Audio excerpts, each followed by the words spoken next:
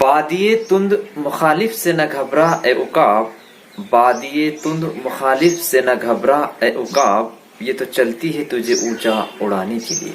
जागरूक चांदोग्र मंच की जानिब से मैं आप सभी का इस वीडियो में तहे दिल से स्वागत करता हूँ।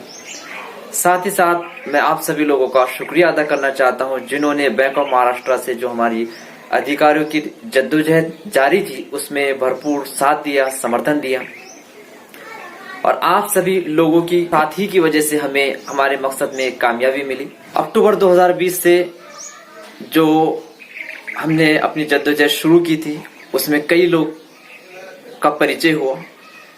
कुछ बदसिफत प्राणी भी मिले जो मेरे साथ जुड़ने वाले नौजवानों को डरा धमका कर मुझसे दूर करने की कोशिश करते रहे।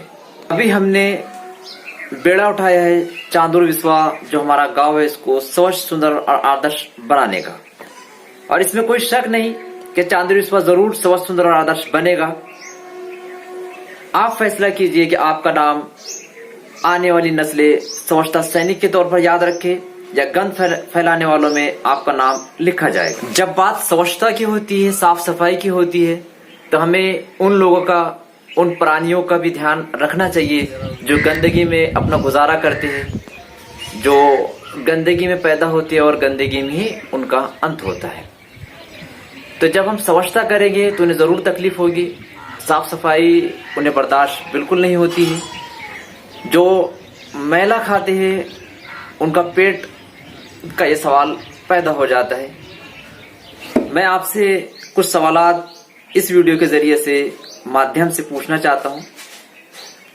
सबसे पहला सवाल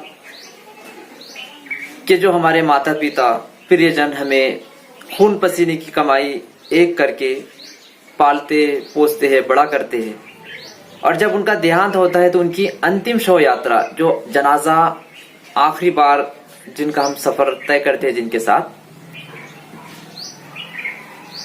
क्या अंतिम शव यात्रा इंसानों का मैला खुंदलते हुए ले जानी चाहिए या कब्रिस्तान या शमशान ले जाते हुए जो उनका आखिरी सफर है वो फूलों से गुजरते हुए करना? दूसरा सवाल जो मैं आपके सामने रखना चाहता हूं कि जो दूर दराज से रिलेटिव, नातेवाईक, रिश्तेदार अंतिम दर्शन, आखिरी दीदार करने के लिए आते हैं अपने प्रियजन का, अपने जिसका देहांत हुआ है उसका दर्शन करने के लिए आते हैं, तो क्या हम उन्हें संडास और मैला जो पड़ा हुआ होता है अंतिम यात्रा में उसका दर्शन कराना चाहिए?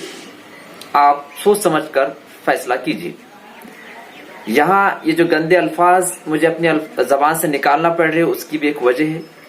मैं एक बात जब अपने दोस्त को समझा रहा था कि आप देखिए आखिरी जो अंतिम यात्रा होती है, शव यात्रा, जनाजा जो ले जाया जाता है वो किस रास्ते से ले जाया जाता है, तो उसने कहा कि हाँ वहां झाड़ियां बहुत है, कांटे बहुत है, लेकिन उससे बड़ी जो चीज है गंदगी, इंसान का संडास और मैला पड़ा हुआ है, वो उसके दिमाग में भी नहीं आ रहा है।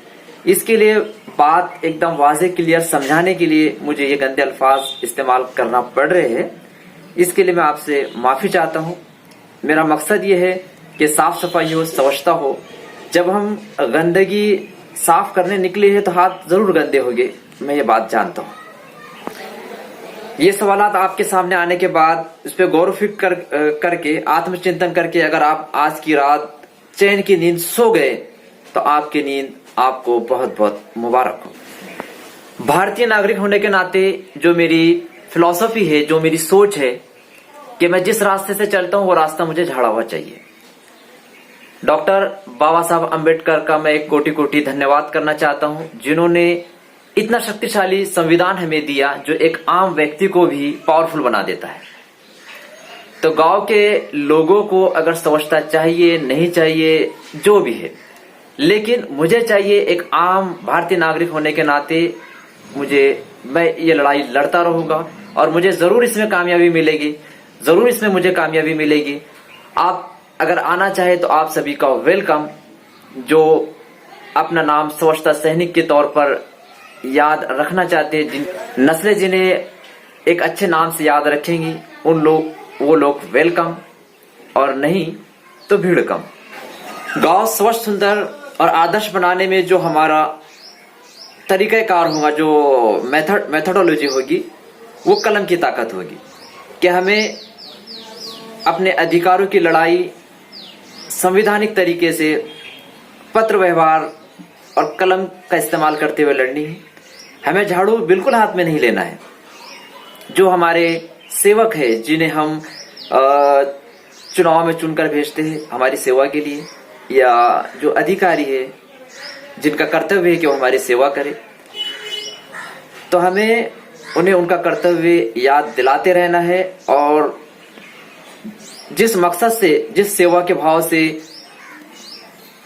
वो हमारे पास वोट मांगने के लिए आए थे, आते रहते हैं, उन्हें वो बात याद दिलाती रहना है और उनसे हमारे काम करवा के लेते रहना है। आज की वीडियो में बस इतना ही। फिर मिलेंगे एक नई वीडियो के साथ। शुक्रिया।